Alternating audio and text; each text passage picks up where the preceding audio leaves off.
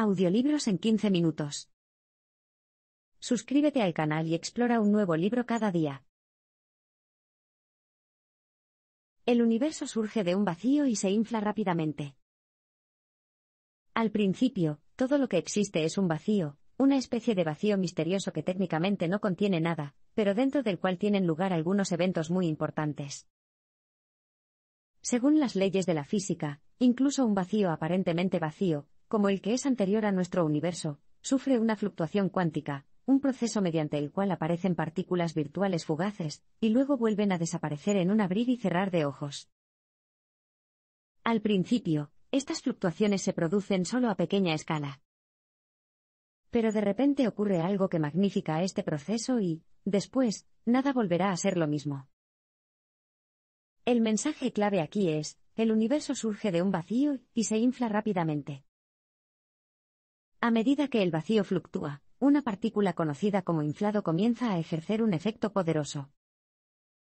El vacío burbujea con energía efímera, y el campo de este inflado tiene una enorme repercusión, infla el proceso de manera desproporcionada.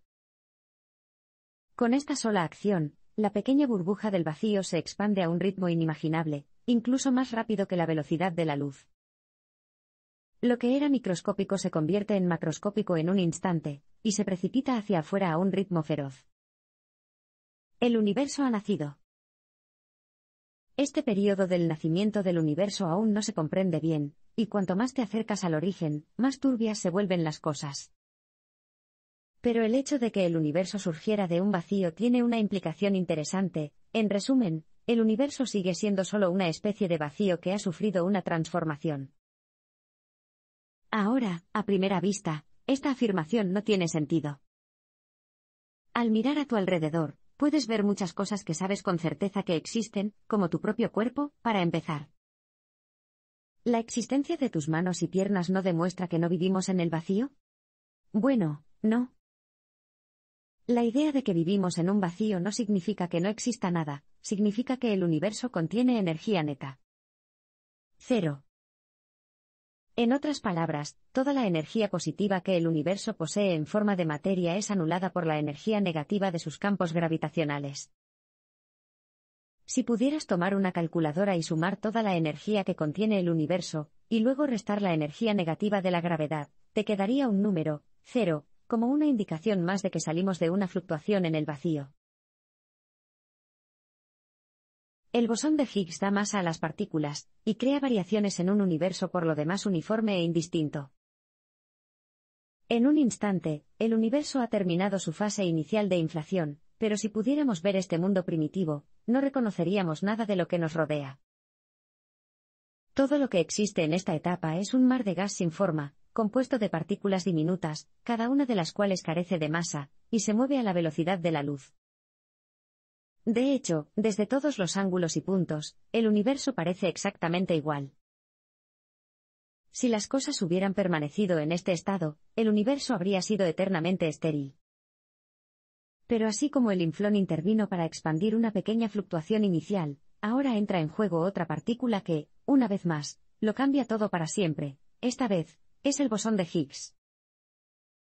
El mensaje clave aquí es: el bosón de Higgs da masa a las partículas, y crea variación en un universo por lo demás uniforme e indistinto. Muchas partículas que entran en contacto con el campo del bosón de Higgs sufren cambios profundos, su velocidad disminuye a medida que lo atraviesan y adquieren masa. De hecho, algunas partículas acaban adquiriendo tanta masa que se vuelven inestables y no pueden sobrevivir en el universo. Otras ganan masa pero siguen siendo lo suficientemente ligeras como para sobrevivir. Estas partículas desempeñarán un papel clave en el desarrollo de la materia en el universo. Debido a que diferentes partículas adquieren masas diferentes cuando entran en contacto con el campo de Higgs, la uniformidad del universo primitivo se rompe repentinamente. Donde antes todo había sido igual, ahora prevalece la variedad. A medida que el universo continúa expandiéndose y enfriándose, el entorno se vuelve inhóspito para los bosones de Higgs. Sin el calor al que están acostumbrados, ya no pueden existir. En esta etapa, con su función completa, desaparecen durante 13.800 millones de años. No será hasta 2010, después de eones, que un bosón de Higgs finalmente resurgirá. Luego, cuando un equipo de científicos del CERN diseñe colisiones de enorme intensidad, la partícula primitiva reaparecerá brevemente, confirmando la existencia de lo que hasta entonces era una mera hipótesis.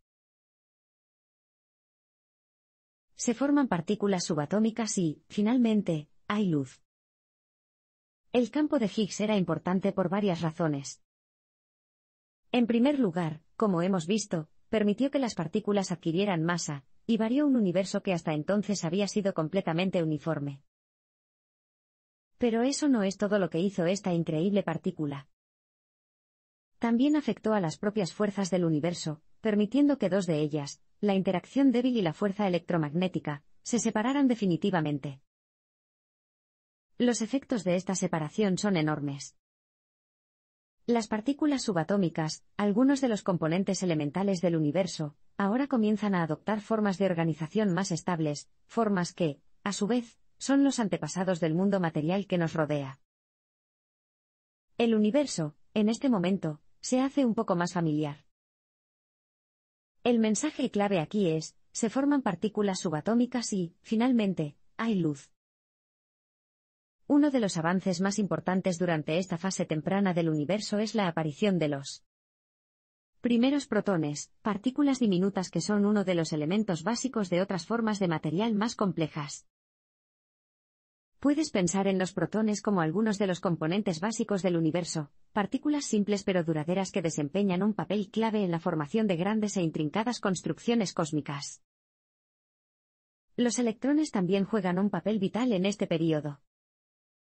A medida que bajan las temperaturas, estas partículas se domestican y domestican. A partir de ahora, los electrones están destinados a orbitar protones de manera estable, en una unión que permite que los átomos y las moléculas se desarrollen. Con los electrones ocupados orbitando protones, se alcanza otro hito importante. Hasta ahora, los fotones no podían moverse libremente.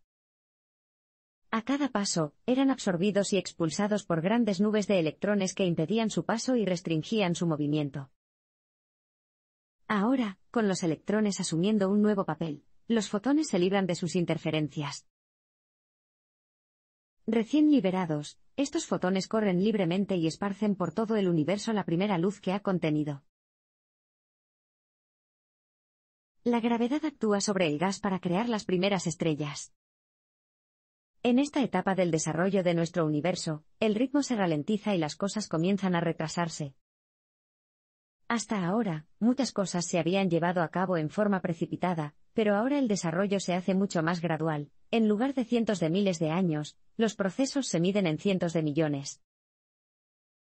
Además de un cambio de ritmo, este período también ve el surgimiento de un nuevo personaje central, la gravedad.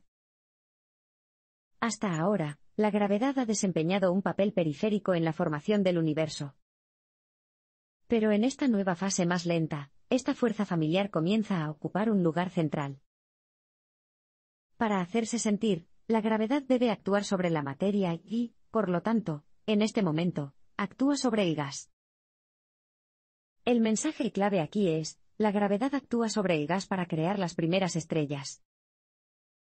Como el universo ahora contiene los componentes básicos de los átomos, la materia puede empezar a tomarla forma de elementos estables, hidrógeno y helio, en esta etapa inicial.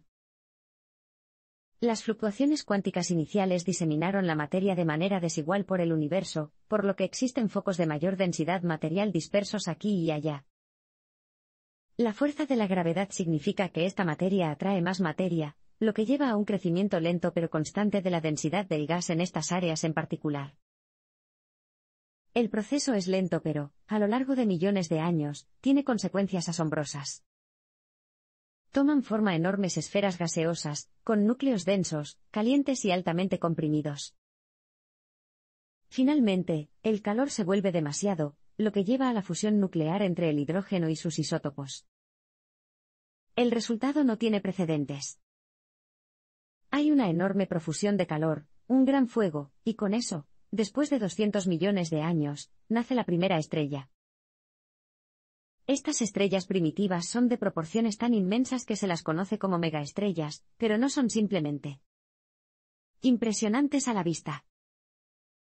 Los procesos nucleares que sustentan a estas estrellas también funcionan como hornos, produciendo elementos cada vez más pesados que formarán otras estrellas posteriores y, eventualmente, planetas. Las primeras galaxias crecen a partir de estrellas, gas y polvo. Han pasado cientos de millones de años desde que comenzó el universo, y el espacio ahora está salpicado de una brillante red de estrellas. Sin embargo, estas ardientes acumulaciones de gas tienen una esperanza de vida limitada y, de vez en cuando, se extinguen por sí mismas en grandes exhibiciones pirotécnicas, dispersando hidrógeno y helio, junto con elementos más pesados, en el espacio que los rodea. Una vez más, esta materia dispersa está sujeta a esa fuerza lenta y familiar llamada gravedad, de modo que, con el tiempo, las áreas de mayor densidad atraen más y más material hacia sí mismas. Del material disperso del universo, está a punto de emerger una entidad nueva y más compleja, una galaxia.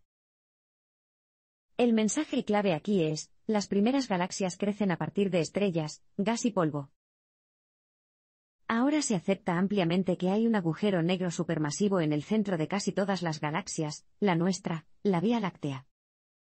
Rodea a uno llamado Sagitario A, un objeto gigantesco que pesa 4 millones de veces más que el Sol. A medida que estos agujeros negros centrales atraen la materia hacia sí mismos, el impulso impide que varias estrellas y aglomeraciones de materia sean tragadas por las poderosas cavernas por las que circulan. En lugar de desaparecer en el núcleo oscuro, giran alrededor de ese núcleo central en lo que se denomina disco de rotación.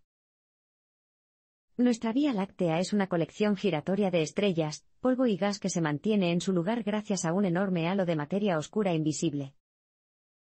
En comparación con la mayoría de las galaxias, es enorme, con sus vastas dimensiones reunidas en una gran estructura en espiral, como una concha marina.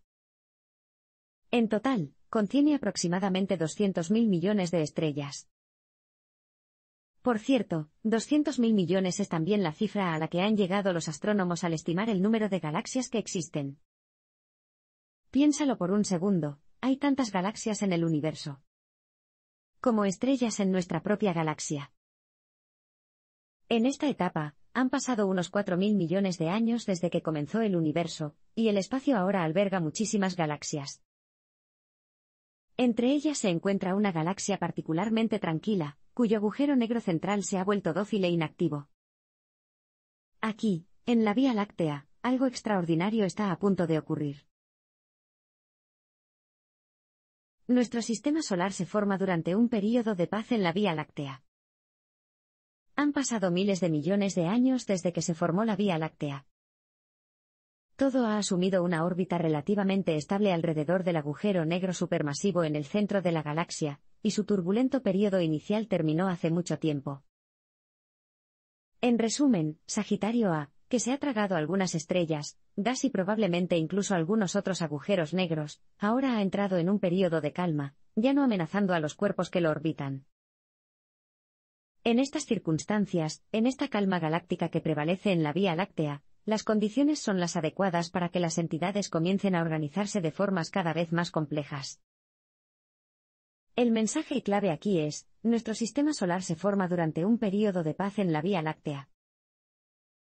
En una región particular de nuestra galaxia, las frecuentes explosiones han dispersado gas y polvo en el espacio en grandes cantidades, formando lo que se conoce como nubes moleculares. Compuestas en su mayoría de helio e hidrógeno, contienen trazas de todos los elementos de la tabla periódica, desde carbono y nitrógeno hasta oxígeno y hierro. Gradualmente, estas nubes moleculares comienzan a enfriarse, y la gravedad ralentiza cada vez más su expansión, uniendo todo el material diverso en masas de materia en constante crecimiento.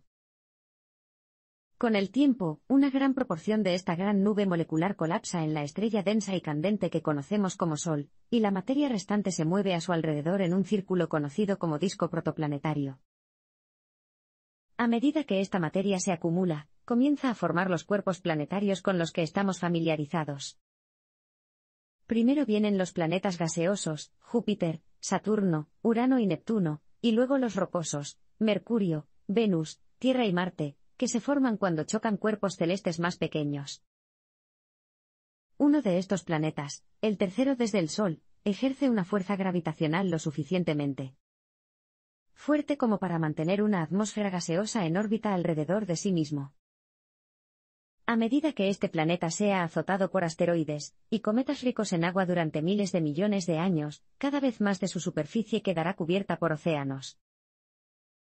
El planeta en cuestión es, por supuesto, la Tierra, y en las profundidades de sus océanos, hace unos 3.500 millones de años, la vida comenzó a desarrollarse.